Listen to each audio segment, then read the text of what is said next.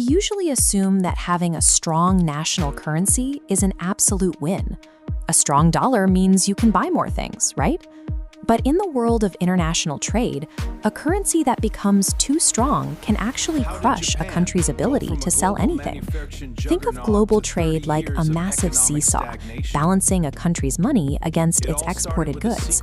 When that money's value goes up, the exports suddenly get heavier. To a foreign buyer, they are now far more expensive, making them incredibly hard to sell. This specific problem hit the United States hard in the early 1980s. During the Reagan administration, the US dollar was incredibly strong. At the exact same time, Japan had a relatively weak currency, the yen. That meant Japanese electronics and cars were highly affordable for American consumers. As a result, massive shipments of Japanese products flowed directly into the States. Because American goods were comparatively expensive, US manufacturers struggled to find buyers abroad. Companies couldn't compete globally, leading to domestic factories shutting their doors. The government realized that simply trying to manufacture better products wasn't going to fix the gap. To save American industry, they needed to change the rules of the currency game itself. In September 1985, financial leaders from the US, France, West Germany, the UK, and Japan quietly gathered at the Plaza Hotel in New York. Behind closed doors, these officials struck a deal known as the Plaza Accord. They agreed to step into the currency markets together, intentionally driving down the value of the US dollar while specifically boosting the Japanese yen. They essentially slammed their hands down on that global trade seesaw, forcing the balance to flip in America's favor. The effect was incredibly fast. The Japanese yen surged, nearly doubling in value against the US dollar almost overnight.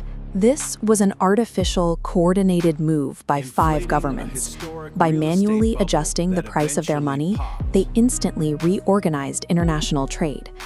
To see how this looked on the ground, imagine a Japanese car being sold in America before this deal. Let's say it cost $10,000. Because the yen doubled in value, that exact same car, with no changes, suddenly cost Americans twice as much to buy. This brought immediate relief to American manufacturers. With the dollar weakened, US-made goods became the affordable, attractive option on the global market. At first, Japan found a silver lining.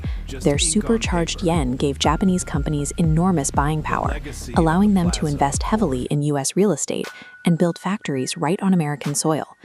The United States got exactly what it wanted, a revival of its manufacturing base.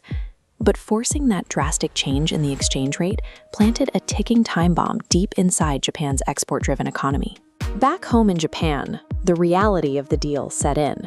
Because their products were now far too expensive for foreign buyers, the primary engine of their economy simply stalled out.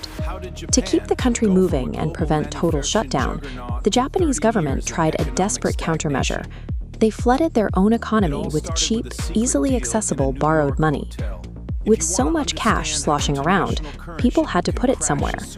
That money poured directly into domestic stocks and real estate, inflating one of the largest asset bubbles in modern history.